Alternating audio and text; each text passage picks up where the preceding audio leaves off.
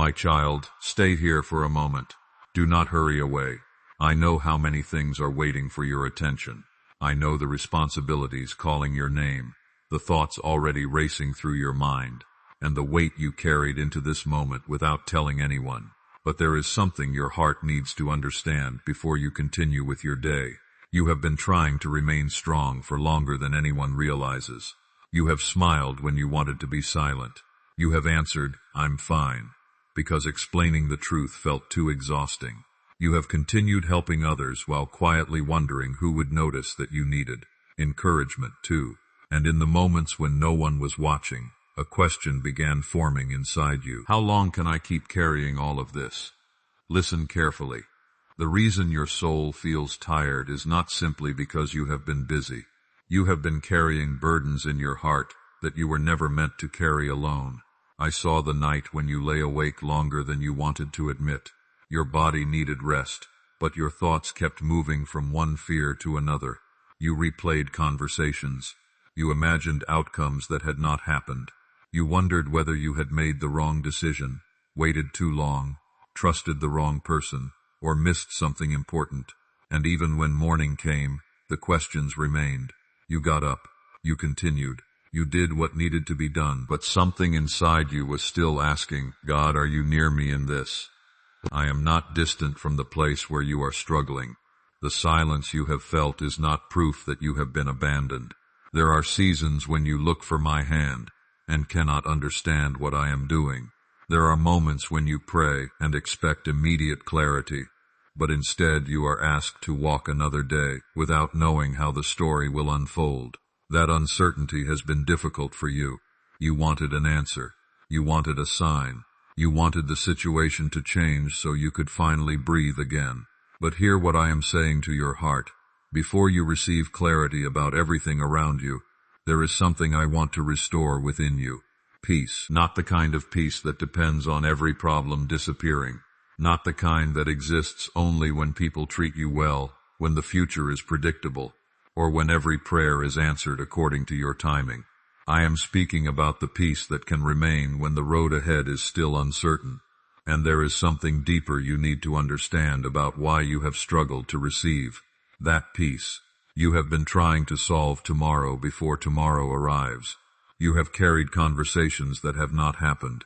You have prepared yourself emotionally for disappointments that may never come. You have imagined doors closing, people leaving, circumstances worsening, and plans failing. Fear has been asking you to live in a future that does not yet exist. And while your mind has been traveling into tomorrow, your heart has become exhausted today. Remember Elijah. There came a moment when this prophet, who had witnessed the power of God, became overwhelmed and afraid. He ran into the wilderness and sat beneath a tree, exhausted in body and spirit. Notice what happened.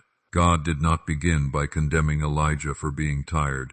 He was given rest. He was given food. He was cared for. Then, when the time was right, God spoke to him. My child, sometimes you interpret exhaustion as failure. You think that because you are tired, your faith must be weak. Because you feel discouraged, you assume you have disappointed me. Because you have questions, you believe you are somehow less faithful than you should be. But exhaustion is not always rebellion. Sometimes, you have simply been carrying too much for too long. And this is where I am asking you to be honest. What have you been carrying that you have never truly placed in my hands? You have prayed about it, yes. You have spoken the words. But after praying, you picked the burden back up. You asked me to guide you, then spent the rest of the night trying to control every possible outcome. You asked me to protect someone you love, then allowed fear to convince you that worrying was the same as caring. You asked me to open the right door, but became anxious every time someone else seemed to move forward before you. Stay with this truth. Prayer is not only the place where you tell me what hurts. Prayer is also the place where you learn to release what you cannot control. There is a difference between bringing me your burden and surrendering it. You can speak about the burden every day while still holding it tightly. Surrender begins when you say, I do not understand what happens next, but I refuse to let fear become the ruler of my heart. That is the place I am leading you toward. Think of Peter stepping out of the boat.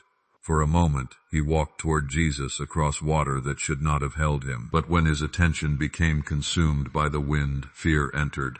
The storm had been there before he stepped out. What changed was where he was looking, and perhaps that is what has been happening inside you. The storm has become larger in your thoughts than the one you have been praying to. The problem has occupied more of your imagination than my faithfulness. You have studied every possible thing that could go wrong, until you have forgotten how many times you were carried through things you once believed would destroy you. Remember where you have already been. There were days you thought you would never survive emotionally, but you are still here.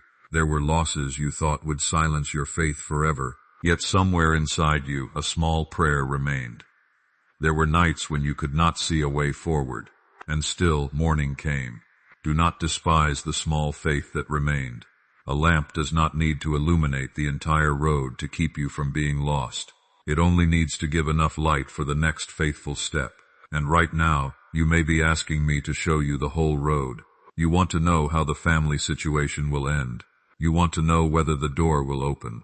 You want to know whether the person will change. You want to know whether the waiting has meaning. You want to know why you had to endure what you endured.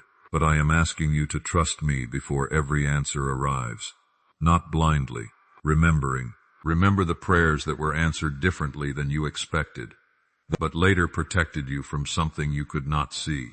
Remember the closed doors you once cried over, that eventually redirected your life. Remember the people you thought you could not live without, and the strength you discovered when you had to continue without them. Remember the moments when help came from a direction you never considered. Your story contains evidence that you have not walked alone. And if these words are touching the place in your heart that has been tired of pretending, you can simply write, "I trust you, God," in the comments. Not as a performance for others, but as a quiet declaration that fear will not have the final word over your heart. Because there is still something I need you to understand. The greatest danger in this season is not that every difficult thing you fear will happen. The greater danger is that fear will make you forget who you are while you wait. You are beginning to measure your worth by what has not happened yet, by the prayer that remains unanswered, by the relationship that disappointed you, by the opportunity you did not receive, by the progress you think you should have made by now. But your identity was never meant to be built upon outcomes, and before you can walk peacefully into what comes next, there is one burden you must finally stop carrying. It is heavier than uncertainty. It is quieter than fear. And you may have been carrying it for years without realizing how deeply it has shaped the way you see yourself. That burden is the belief that you should have been further by now. You look at your life, and sometimes you quietly compare where you are with where you expected to be. You thought certain prayers would have been answered by now. You thought some wounds would no longer hurt. You believed the struggle would have ended. You imagined that by this stage of your life you would feel more secure, more settled, more certain about what comes next. And when reality did not match the picture you carried in your heart, disappointment slowly turned inward. You began questioning yourself. Did I make the wrong choices? Did I waste too much time? Did I miss the opportunity I was supposed to take? Did I disappoint God? Have I fallen too far behind? Listen carefully. You cannot measure your journey by another person's calendar. You cannot judge the faithfulness of God by the speed of someone else's progress. Some doors open quickly. Some roots grow slowly. Some answers arrive suddenly. Others are formed quietly through years of patience, endurance, correction, and trust. Think about Joseph. He received a dream when he was young, but the path between the dream and its fulfillment looked nothing like the future he expected. There was betrayal. There was injustice. There was isolation. There were years when Joseph could have looked at his circumstances and concluded that everything had gone wrong. But the prison was not the end of his story. The waiting was not empty. The hidden years were shaping wisdom, endurance, humility, and strength within him. My child, you have called some seasons wasted because you could not see immediate results. But not everything valuable grows where people can see it. A seed beneath the soil may appear to be doing nothing. There is no applause, no visible progress, no evidence that something new is coming. Yet beneath the surface, the seed is changing. It is breaking open. Roots are forming. Life is preparing to rise. You have been looking above the ground for proof that your prayers matter. But some of the deepest work in your life has been happening where you cannot yet see it. Your patience has been tested. Your motives have been revealed. Your dependence on approval has been challenged. Your understanding of faith has become deeper. You have learned that not everyone who begins the journey with you will remain. You have discovered that some closed doors were mercy. You have realized that strength is not always loud. Sometimes strength is simply waking up and praying again after yesterday disappointed you. Do not call that small. Do not call that failure. You are still becoming. But there is another truth you need to hear. Waiting can make the heart vulnerable to voices that were never meant to guide it.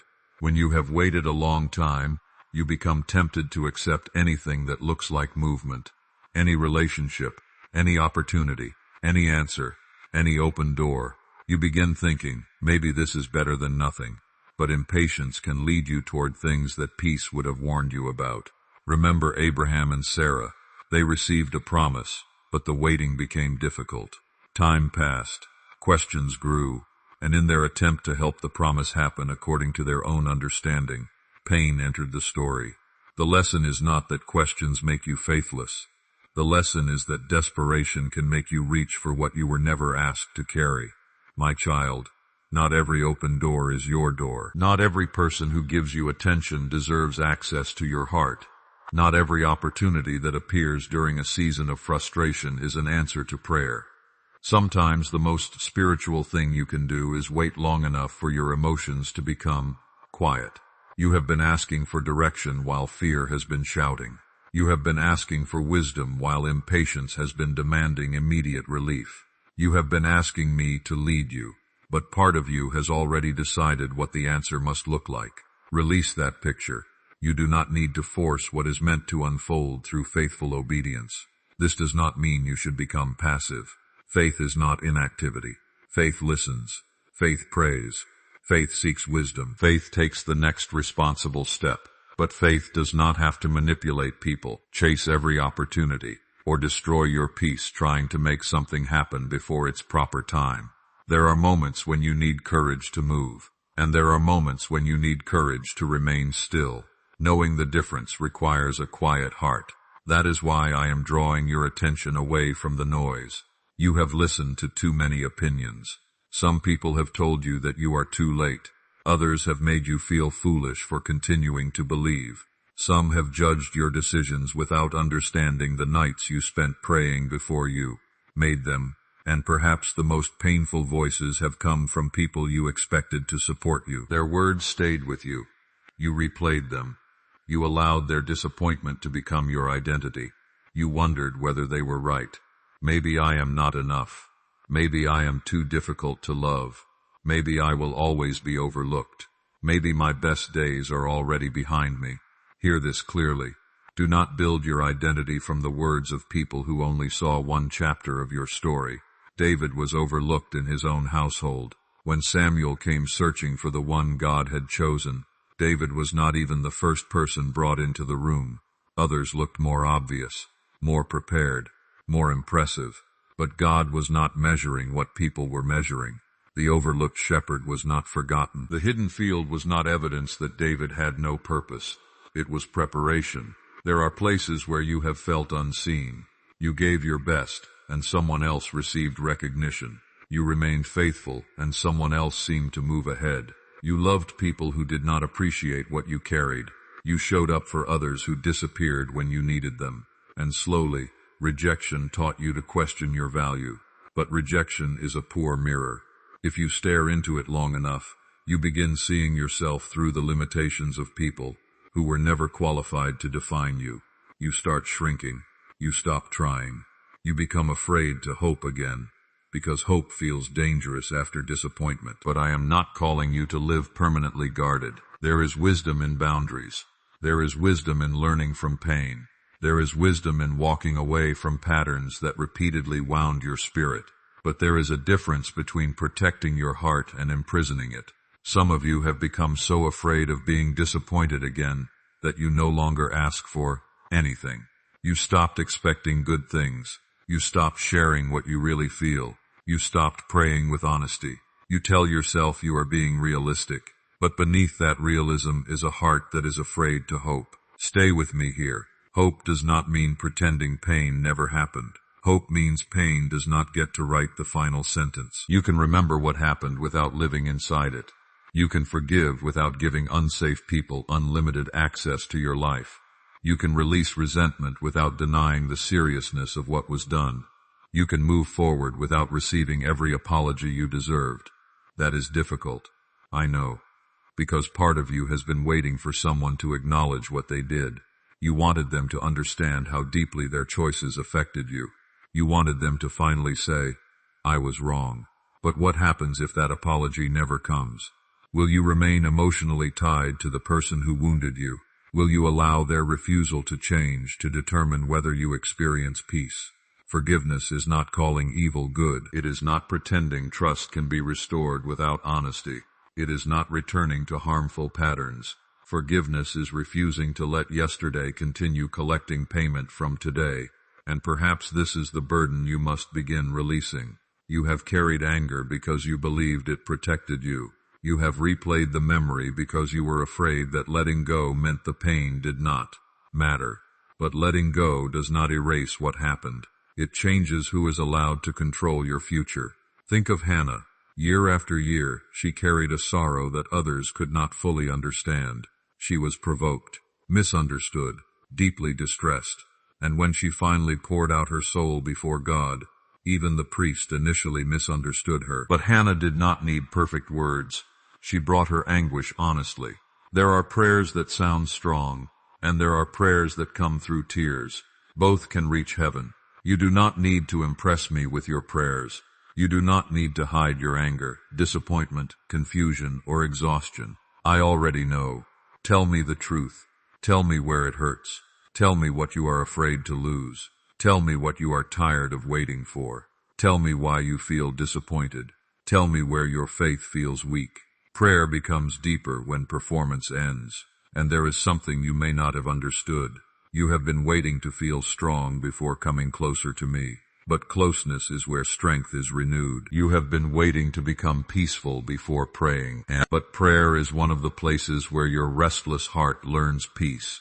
You have been waiting to have more faith before trusting again, but faith often grows while you are taking small steps with trembling hands. Do not wait until you feel worthy. Come as you are, tired, confused, hopeful, disappointed, grateful, afraid. Come honestly. You may feel like a house after a storm, windows shaken, branches scattered, rooms that need repair. But damage does not mean abandonment. Restoration often begins quietly, one broken place at a time, one honest prayer at a time, one boundary at a time, one surrendered fear at a time, one morning when you choose not to reopen the wound, one evening when you decide to rest instead of rehearsing everything that could go wrong. This is how peace returns, not always as a sudden wave, sometimes as a small change in what you allow your mind to dwell upon. You begin noticing that the thought which once controlled your entire day now controls only an hour, then a few minutes. Then it passes through your mind without becoming your home. That is growth. You begin realizing you can remember the person without needing their approval. That is freedom.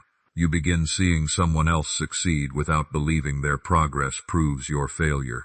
That is healing. You begin facing uncertainty without immediately assuming the worst. That is trust becoming stronger. Do not overlook these quiet victories. The world celebrates dramatic transformations, but some of the holiest changes happen where no one applauds. Inside the heart, inside the mind, inside the private decisions you make when nobody is watching. And now I need you to understand why this moment has felt urgent. It is not because you should be afraid of what happens next. It is because you cannot keep entering new seasons with old burdens tied to your heart. You have asked for new beginnings while holding tightly to old identities.